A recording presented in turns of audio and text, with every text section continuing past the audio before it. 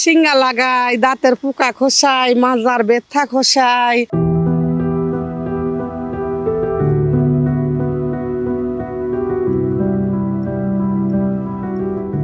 এই শিশুগুলো আমার বা আপনার পরিবারেরও হতে পারত, কিন্তু ভাগ্যের কি নির্মম পরিহাস, জন্ম নিতে হলো এই অস্থায়ী জায়গায় বেদের পুত্র বা কন্যা হয়ে।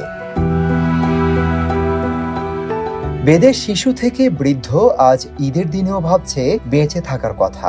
তারা অভিযোগ করেন তাদের কথা কেউই ভাবেন না। তারা আরো বলছেন বাংলাদেশে অন্য দেশের নাগরিক রোহিঙ্গাদের খোঁজ খবর বা অনুদান দেওয়া হয়, কিন্তু দেশের মানুষ হয়েও স্বীকৃতি তো দূরের কথা, দুবেলা দুমুঠো খাবার জোটে না তাদের। বাংলাদেশের 12-14 লক্ষ রোহিঙ্গারা এসে মনে করেন সরকারি ভাতা পাইতেছে, কিন্তু আমরা বাংলাদেশের নাগরিক আজকে না, তো আমাদের পূর্বপুরুষ থেকে আমরা বাংলাদেশের নাগরিক, কিন্তু আমাদের বলতে পারবে যে বেদের সম্পদের জন্য কোনো একটা ভাতা সরকারি কোনো কর্মকর্তা আমাদের দিছে?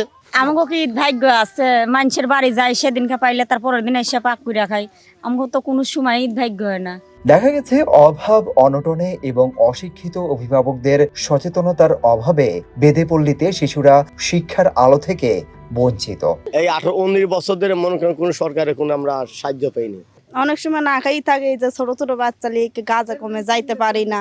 এই যে বৃষ্টি দেব মেঘ হয়, তুফান হয়, বাচ্চা ঠান্ডা সর্দি কাশি হলা হয়, গাজা যাতে পারি না, না খাই থাকা লাগে। বেদেরা এক জায়গায় বেশি দিন বসবাস করেন না, তারা বিভিন্ন জায়গায় অস্থায়ীভাবে মানবেতর জীবন যাপন করেন। এরকম জায়গায় জায়গায় থাকি ভাই, ভালো লাগে না। যদি একটা স্থানীয় আমরা বাড়ি ঘর আমাদের সরকারে যদি কইরা দিত, আমরা পাইতাম, তো থাকলে আমরা নুন ভাত খেয়ে থাকলেও ভালো থাকতাম, শান্তিতে থাকতাম। তাদের প্রাচীন জীবনধারা ও সংস্কৃতি আজ এক কঠিন বাস্তবতার মুখোমুখি। একদিকে ঐতিহ্য ধরে রাখার চেষ্টা, অন্যদিকে আধুনিক সমাজে টিকে থাকার সংগ্রাম, সব মিলিয়ে যাযাবর বেদে গোষ্ঠীর জীবনধারা এক দুর্বিষহ অনিশ্চয়তার দিকে এগোচ্ছে। এক মাস ধরে ভাত পানি খাটি সরকারও দেবে না, কই দেয় তো না। কাটাতে পারি না, গরিব মানুষ, আল্লাহ দেয়, আমাদের তো কেউ দেয় না।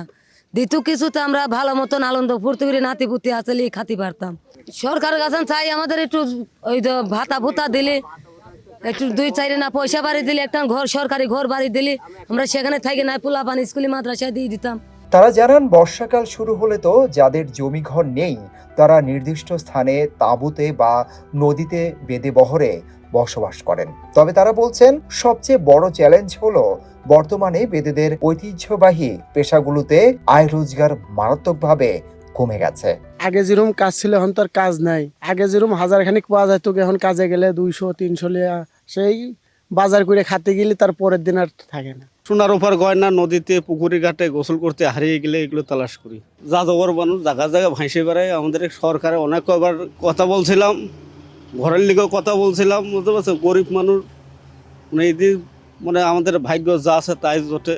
ঠিকানাবিহীন, অপরিচিত, অজানা, অচেনা ও সম্পূর্ণ অপরিচিত জায়গায় এসে বেদেরা থাকছেন, কিন্তু আবার একদিন সেখান থেকেও উধাও। এভাবেই কাটছে ওদের দিন, মাস, বছর ও যুগ।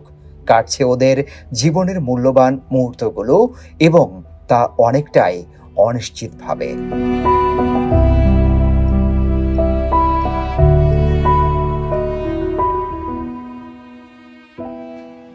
দর্শক, আপনারা দেখতে পাচ্ছেন যে আসলে খুব কি বলবো, আসলে বলার ভাষা হারিয়ে ফেলেছি যে মানুষরা যে এভাবেও থাকতে পারে, কিন্তু তাদের কিন্তু আসলে থাকার মতো জায়গা নেই। আজকে এখানে আছে তো কালকে আবার আরেক জায়গায়, আবার কালকে আবার আরেক জায়গা থেকে অন্য জায়গায় ওদের যেতে হয়। আসলে ওরা অনেক কষ্টে দিনাতিপাত করছে। ঈদের দিনটা তাদের কাছে আসলে খুশির দিন হলেও তাদের কাছে খুশি লাগছে না। কারণ হচ্ছে, একটু আগে শুনলেন যে একটা মুরব্বী, উনি 1 মাস ভাতই খাননি, তাহলে তাদের ঈদ কীভাবে হবে? তারা বলছেন সরকার যদি একটু তাদের দিকে একটু নজর দেয়, তাহলে হয়তো বা তারা একটু ভালো অবস্থায় যেতে পারবে। সিদ্দিকুর রহমান, রোমন, হ্যালো বাংলাদেশ।